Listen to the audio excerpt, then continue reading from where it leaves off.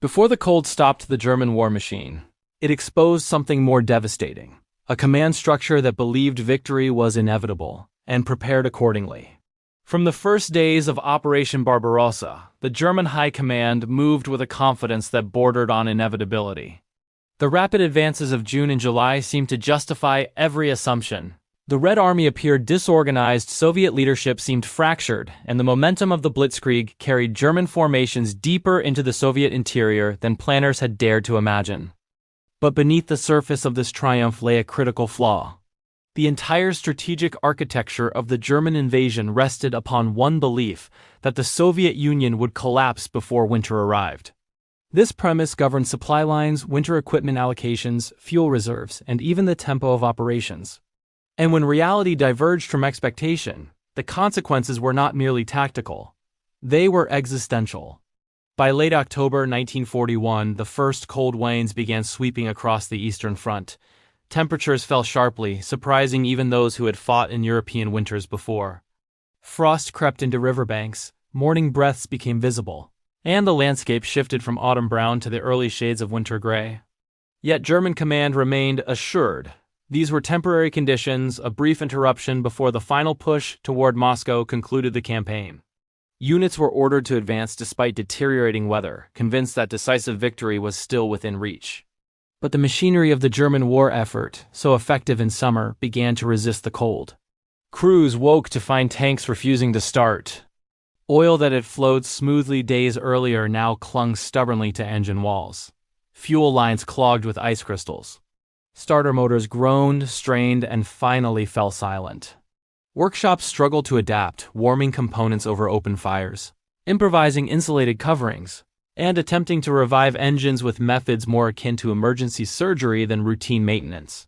For every tank that moved forward, several remained motionless behind it. The German advance, once fluid, became uneven, erratic, and increasingly vulnerable. As temperatures dropped further, the very nature of mechanical failure changed. It was no longer intermittent or unpredictable, it was systematic. Lubricants used throughout the Wehrmacht's armored divisions had been formulated for European climates.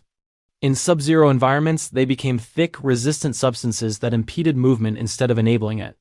Gears hardened, hydraulic lines stiffened, and weapon actions that once cycled with precision now stuck halfway, refusing to chamber rounds or eject spent casings. Machine gun crews discovered that weapons froze after brief bursts. Artillery teams reported recoil systems locking after a handful of shots. Entire columns of vehicles that had once symbolized the technical superiority of the German army now sat in long, silent rows, immobilized by a climate no one had properly anticipated. The men felt this transformation on a personal level. What began as mechanical difficulty soon evolved into a psychological weight. Infantry units assigned to support armored divisions found themselves marching ahead of tanks that were still being coaxed into functioning. Officers transmitted reports upward, detailing delays, breakdowns, and the impossibility of maintaining operational schedules. Many of these reports were softened or truncated before reaching higher headquarters, shaped by a culture that discouraged pessimism. But the frontline reality was clear. The German war machine was being overtaken by the Russian winter long before the true cold had even arrived. Fuel shortages magnified the crisis. The extended supply lines, already strained by the vast distances of the Soviet interior, could not adapt to the new pace of operations. Fuel convoys slowed, stalled, or were forced to reroute around impassable roads. In some sectors, fuel did not arrive at all. Tanks became stationary bunkers. Half-tracks once used for rapid transport became cold metal shelters for soldiers seeking refuge from the wind. A weapon of breakthrough had been reduced to a network of immobile assets scattered across frozen terrain. The morale implications were profound. Soldiers who had confidently crossed the border months earlier now found themselves struggling to understand how an army so dominant in summer had become so fragile in winter. Experienced drivers who had spent years mastering their vehicles grew frustrated, as engines simply refused to respond. Mechanics who had once taken pride in keeping armored divisions alive now grappled with tasks that defied their training. Improvised fires under engine blocks, the constant warming of oil containers inside tents, and the need to disassemble weapons multiple times a day strained every unit. But the most consequential breakdown was not mechanical, it was conceptual. The German leadership remained slow to adapt. Winter equipment, still stuck hundreds of miles to the west, did not reach the front in time. Seasonal defensive planning, a standard procedure in previous campaigns, had not been emphasized. Logistics officers warned of worsening conditions. Yet the overall directive remained the same: advance, hold ground, and maintain pressure. This mindset left entire divisions exposed, both physically and strategically. As December approached, the temperatures plummeted further. The landscape transformed into a world of white, blue, and steel gray. Frostbite became as common as exhaustion. Men wore layers of mismatched clothing, scavenged blankets, and sometimes Soviet winter gear taken from abandoned depots or prisoners. Even so, the bitter wind cut through every fabric. Soldiers described nights where sleep became a negotiation with the cold. Remain awake and shiver, or close one's eyes and risk not waking again.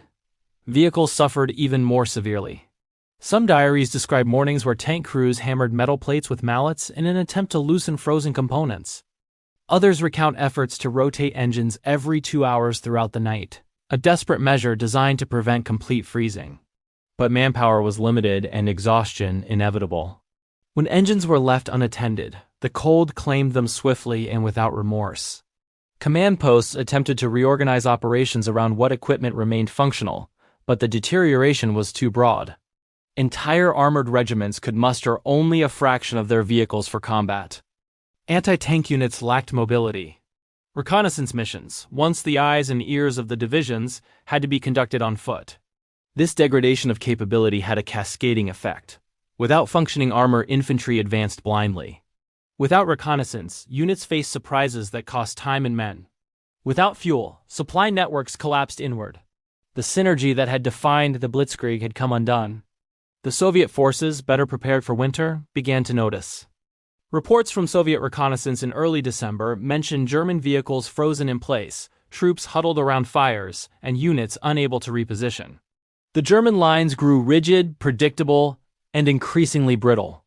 This rigidity allowed Soviet commanders to identify weak points and prepare counteroffensive operations with precision. What had started as a logistical inconvenience now shaped the operational map of the entire Eastern Front. By the time the Soviet winter offensive began, the German army was already fighting a two-front war. One against a determined enemy, the other against the elements. The cold reduced ammunition effectiveness, strained medical services, impeded casualty evacuation, and complicated every element of command and control. Radios malfunctioned. Batteries drained rapidly. Orders took longer to disseminate because runners moved slowly in deep snow. Intelligence became outdated by the time it reached decision-makers. The entire system slowed, fragmented, and finally began to crack. The collapse was not sudden. It unfolded gradually day by day as temperatures fluctuated between brutal and lethal. But the cumulative effect was unmistakable. The German advance had not been halted by force of arms alone. It had been undermined from within, eroded by assumptions made months earlier in conference rooms far from the battlefield. The cold did not merely stop engines, it exposed strategic blindness. It revealed the limitations of an army that had prepared for a quick war but not a prolonged struggle. It demonstrated that technology, no matter how advanced, remains vulnerable when deployed in an environment it was never designed to survive. In the end, the winter of 1940–1942 became more than a historical episode. It became a lesson in the consequences of underestimating nature, overestimating capability, and believing that momentum alone can sustain a campaign. The German army entered the Soviet Union with confidence born from previous victories. It met an adversary far older, far larger, and far less forgiving: the Russian winter, a force indifferent to strategy, unmoved by ambition, and undefeated by machinery.